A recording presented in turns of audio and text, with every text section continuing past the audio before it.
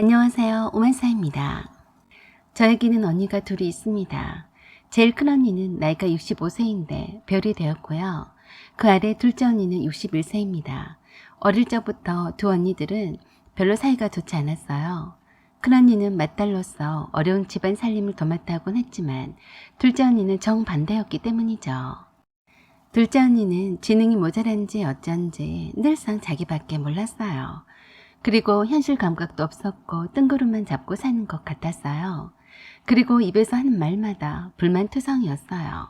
한마디로 어른말로 하자면 속도 없는 사람이라고나 할까요? 겉만 반지르르한 게 엄청 가식적이었습니다. 친정엄마가 아빠가 하시는 식당 일을 도우느라 집안일은 항상 큰언니의 몫이었어요. 큰언니가 엄마를 대신해서 저와 남동생을 챙기느라 정신이 없을 때도 늘 둘째 언니는 자기 하고 싶은 대로 했습니다. 큰언니의 말은 절대로 고분고분하게 듣는 법이 없었죠. 그 때문에 항상 싸우곤 했어요. 둘째 언니는 큰언니를 정말 많이 미워했습니다. 어렸을 때부터 결혼한 후에도 그렇고 손자볼 나이에도 큰언니에 대한 험담을 이루 말할 수 없었어요. 세상에서 자기 혼자만 제일 잘나고 이쁘고 착하다고 생각하는 사람이에요. 하지만 제가 보기엔 제일 이기적인 인간이었죠. 큰언니처럼 저와 남동생에게 말 한마디라도 다정하게 해본 적이 없었어요. 꼭 아버지가 엄마한테 하던 것처럼 쏘아붙이고 핀잔 주는 것이 일상이라서 저와 남동생은 작은 언니를 좋아하지 않았습니다. 제가 공부를 곧잘 했었는데 제가 중학교 3학년일 때 그러더라고요. 공부만 잘하면 뭐하냐? 너같이 뚱뚱하고 못생긴 애를 누가 거들떠나 보겠니? 나 정도는 되어주어야 공부를 해도 어디다가 명함도 내미는 거야. 큰언니는 제가 좋은 성적을 받아올 때마다 공부를 열심히 해서 좋은 대학만 가라고 했어요. 큰언니가 책임지고 학비를 대줄 테니까 공부를 열심히 하라고 저와 동생을 격려를 해주었는데 작은 언니는 그 얼굴로 공부를 해봤자 소용없다고 하더라고요. 그때는 제가 사춘기 때라서인지 무척 그 말이 서럽고 속이 상하더라고요. 한마디로 언니로서 동생들에게 본이 되어주질 못했습니다. 그 가난한 살림에도 자기 물건에 대한 애착도 강했어요. 날이면 날마다 자기 방에 있는 화장품을 썼다는 둥, 옷서랍을 열었다는 둥 해서 저와 큰언니를 잡으려고 했어요. 완전 깡패가 따로 없었어요. 어쩌면 아버지랑 똑같이 닮았는지 기가 막혔습니다. 아버지가 하시는 식당 일이 잘 되다가도 안 되는 날도 많았어요.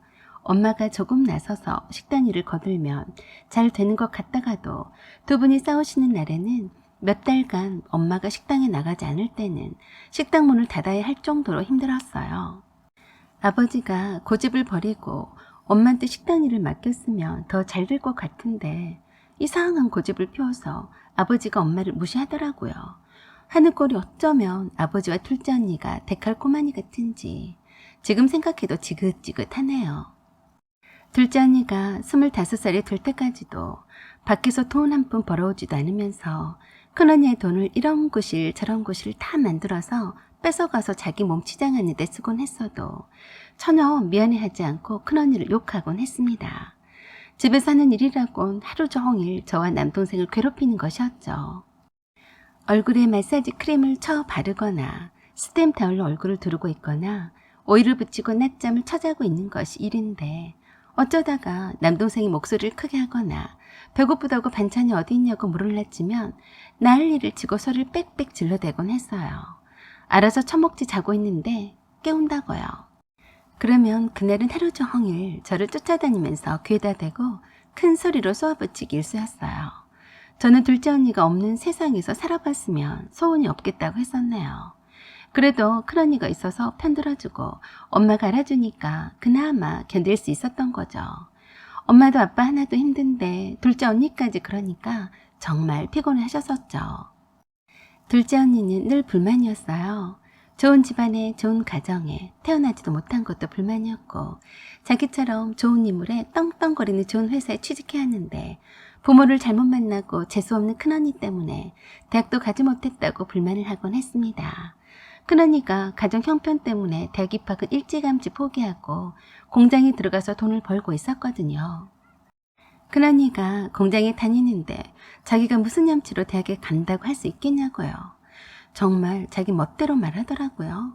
큰언니는 둘째 언니한테도 공부를 열심히 해서 대학을 가라고 했어요. 그런데도 쓸데없이 연예인이 되겠다면서 서울에 방 얻어달라고 떼를 썼었죠.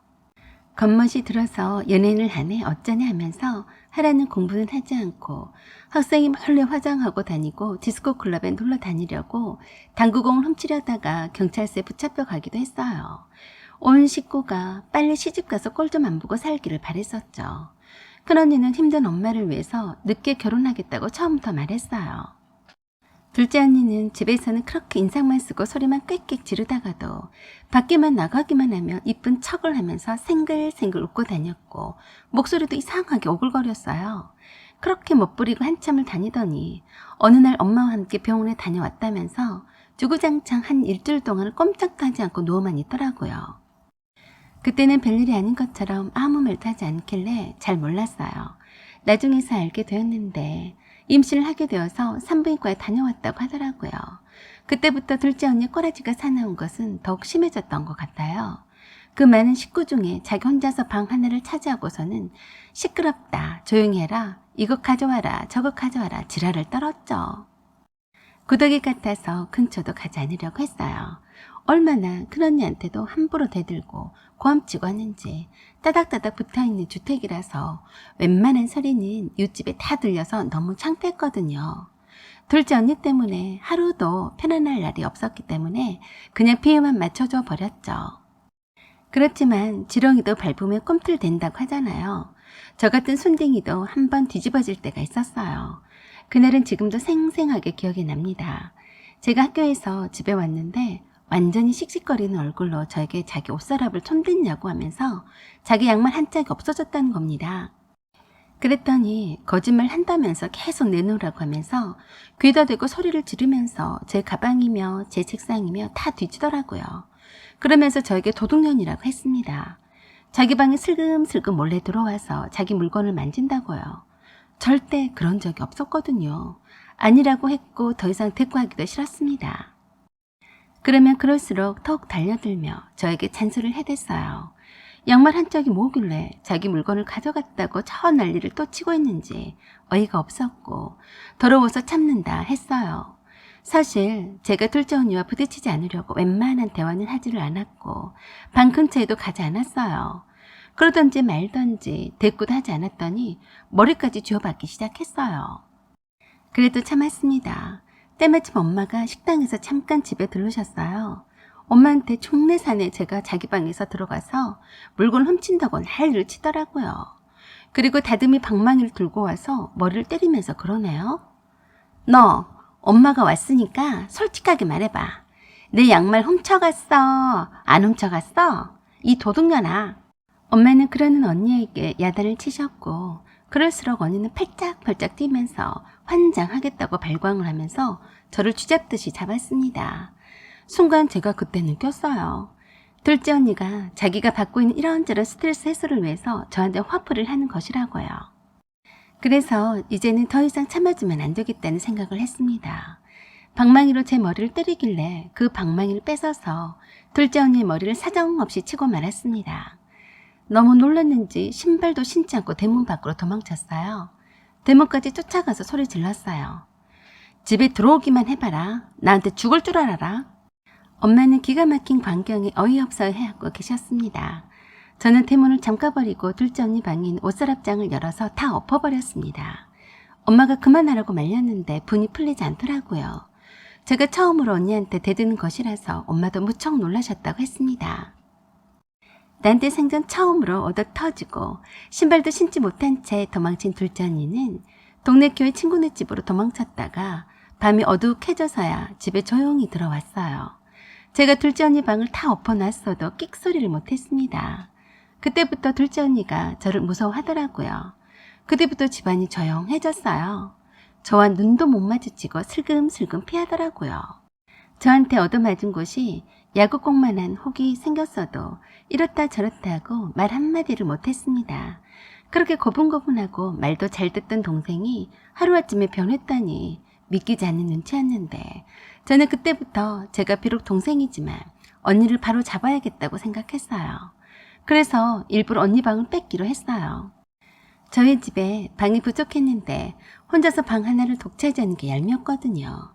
안방은 아빠와 남동생이 함께 쓰고 있었고 제 방에서 큰언니와 엄마와 내가 함께 쓰고 있어서 비좁았거든요. 둘째 언니에게 이치에 맞게 말하고 방을 빼라고 했는데 그때도 제가 무서웠는지 아무 말도 못하고 바로 빼주더라고요. 그렇게 해서 저와 엄마와 한 방을 쓰게 되었고 큰언니와 둘째 언니가 같은 방을 쓰게 되었어요. 그리고 제가 나서서 둘째 언니가 집에서 놀고만 있으니 집안 청소나 빨래와 밥을 하라고 했습니다. 하지 않겠다고 버텼지만 하지 않을 이유를 대라고 했더니 그때서야 하겠다고 하더라고요. 그냥 제가 무서워서 어쩔 수 없이 한다고 말하는 모양새였어요. 지지리도 못났죠. 둘째 언니가 뜻밖의 저한테 얻어 터진 후로는 정신을 차린 것 같았습니다. 엄마와 큰언니가 옳은 말을 해도 말같이 듣지 않더니 가만히 있던 착한 순둥이 동생이 한 번 하니까 그렇게 무서웠나 보더라고요. 그러다가 1년도 안 되어서 후딱 시집을 갔습니다. 큰언니보다 먼저 간 거였죠. 사귀었다던 남자친구는 동생이 아래로 넷이나 되는 장남이라서 헤어졌다고 하더라고요. 새로 사귀게 된 형부는 언니보다 10살이나 많지만 둘째 언니를 공주 대접을 해준다고 역시 얼굴 이쁜 것을 알아준다면서 좋아하라 했어요. 그런데 결혼한 지 1년도 안 되어서 엄마가 둘째 언니 때문에 깊은 한숨을 쉬시면서 그러셨어요. 어떡하냐? 결혼한 지 얼마나 되었다고 벌써 그런 소문이 다 나는지. 알고 봤더니 얼마나 이쁜 척을 하고 다녔던지 동네에 누구누구랑 바람났다고 소문이 나서 시댁 어른들한테 혼이 났다더라고요. 둘째 언니가 저한테 와서 그러는데 기가 막혔습니다. 내가 다들 자기네들보다 이쁘니까 동네 새댁들이 다 질투하는 거야. 다들 자기 남편 단속하느라고 정신들이 없더라고. 하긴 내가 이쁘긴 이쁜가 봐. 그 난리를 치는 것 보면. 그냥 그런 이야기만 했으면 웃고 넘어갔을 수도 있었어요. 그런데 큰언니가 결혼을 하겠다고 약속한 사람이 있었어요. 둘째 언니가 결혼한 후로 저희 집에 인사를 왔었기 때문에 형부라고 불렀습니다. 언니처럼 착실하고 성실한 사람이라서 돈도 많이 모았다고 들었어요. 큰언니와 결혼을 하기 위해서 집도 샀다고 들었습니다. 그것을 두고 둘째 언니가 질투를 하더라고요. 어머, 군뱅이도 그러는 재주가 있다고 하더니 저렇게 못생긴 얼굴에 뭐가 좋다고 저런 남자를 만날까? 그러면서 아주 어이도 없는 말을 했습니다. 사실은 형부가 나를 좋아했어. 나에 대한 눈빛이 보통이 아니었거든. 내가 형부 같은 남자가 눈에 안 들어와서 대시를 안 받아준 거야. 내가 딴 남자한테 가버리니까 언니랑 결혼하려고 한 거지. 그렇지 않았으면 나랑 했을 거야. 언니는 그것도 모르고 자기를 좋아해서 결혼하는 줄 알고 착각하는 것 좀 봐. 그래서 제가 물었어요. 형부가 언니가 결혼하기 전에 대시한 게 맞아? 아니면 언니 생각이야? 분명히 나를 좋아하는 눈빛이었어. 나한테 얼마나 잘해줬는데 그게 다 나를 좋아해서 그런 거지. 아주 미치고 환장하겠더라고요. 형부가 큰언니한테 잘 보이려고 동생이 둘째 언니한테 잘해준 모양인데 그걸 오해하고 있었어요. 그뿐만이 아니었습니다. 제가 사귀는 남자친구를 우연히 집 앞에서 마주쳤는데 제 남자친구 있는지는 모르고 멀리서 오는 남자가 얼마나 키도 크고 오태가 나는지 설레었다고 하더라고요. 나이가 어려도 자기가 저보다 먼저 만났으면 결혼까지 생각했을 거라고 했는데 제가 아가리 그만 닥치라고 했습니다. 갑자기 무서운 얼굴로 말하는 저를 보더니 벌벌 떨더라고요. 그렇게 남자한테 환장하니까 동네에 헛소문이 도는 것 아냐. 제가 그래서 화장실에서 물을 떠다가 한 바가지 퍼부었습니다. 정신 차리라고 했고 동생이지만 이치에 맞는 말로 한참을 타일렀어요. 한 번만 더 입을 잘못 놀리면 가만두지 않겠다고 했더니 그 후부터는 조심하더라고요. 그러더니 둘째 언니는 아들 하나를 낳고 5년 만에 이혼당했습니다. 더 정확히 말하자면 시부모님의 시집살이와 동네에 떠돌고 있는 좋지 않은 헛소문 때문에 그냥 자식도 줘버리고 쉽게 이혼해줬다고 했어요. 다들 그런 소가지도 없는 엄마를 둔 조카만 불쌍하다고 했습니다. 얼마 후에 큰언니가 몹쓸병에 걸려서 투병 중이라 머리도 다 깎아버리고 몰골이 말이 아니었습니다. 모두들 걱정을 하고 심란한 상태인데 문병을 끝내고 큰언니의 병실에서 막 나오는데 혼자서 신나는 목소리로 진심 그러더라고요. 와, 이젠 딸 중에서 내가 제일 예쁘다.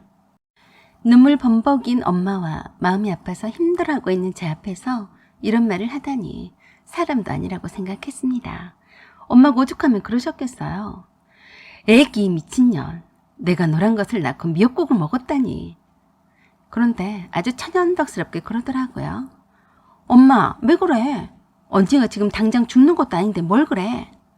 저도 돌겠더라고요. 그래서 제가 둘째 언니 멱살을 잡고 화장실로 끌고 가서 말했습니다. 너 나한테 죽고 싶냐? 네가 큰언니 죽으라고 아예 고사를 치른 모양인데 너 여기 한 번만 더 오면 나한테 죽을 줄 알아. 알았어?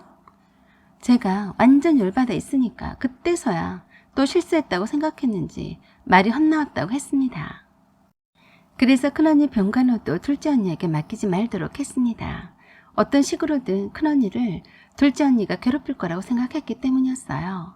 모든 식구들이 자연스럽게 둘째 언니를 멀리 했습니다. 그런 후로 하늘나라로 가게 되었는데 큰언니의 장례식장에도 콧배기도 비추지 않았습니다. 큰언니를 그렇게 미워하고 싫어했으니 혼자서 좋아서 죽을 거라고 생각했습니다. 아버지도 진작에 하늘나라로 가셨고 엄마만 혼자 살고 계시는데 한 번을 찾아오지 않는다고 했어요.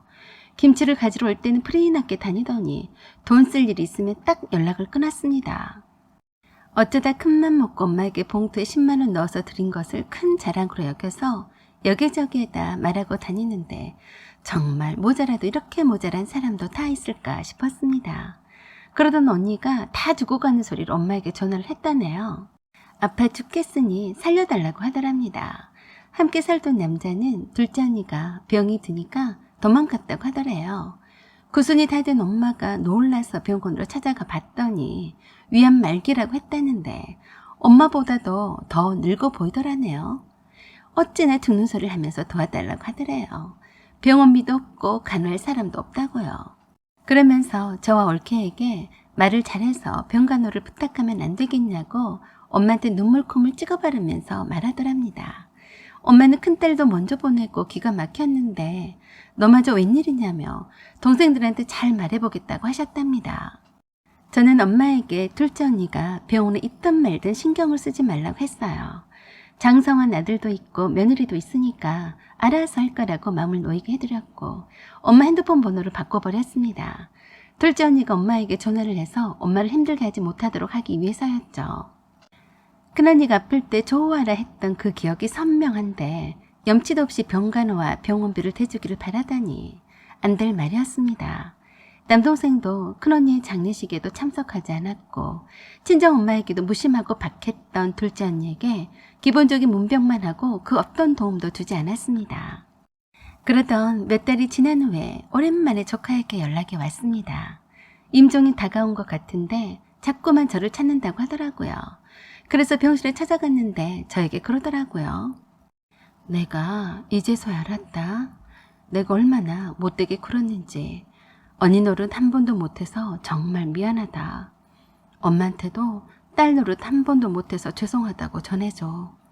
저는 둘째 언니가 이렇게 진지하게 말하는 모습은 처음이라서 진심 놀랐습니다. 저도 좋은 동생이 되어주지 못해서 용서하라고 말해주었어요. 그러면서 옅게 미소를 지으면서 그랬습니다. 내 동생 왜 진작에 잘해주지 못했을까? 라고 하면서 눈물을 흘렸어요. 그때부터 둘째 언니한테 가졌던 돌 같은 마음들이 풀어지는 듯 했습니다. 부디 행복한 하루하루를 보내다가 편안하게 좋은 곳으로 가기를 빌었습니다. 사연은 여기까지입니다. 여러분의 생각을 댓글로 부탁드려요. 구독과 좋아요 그리고 알림 설정 부탁드립니다. 감사합니다.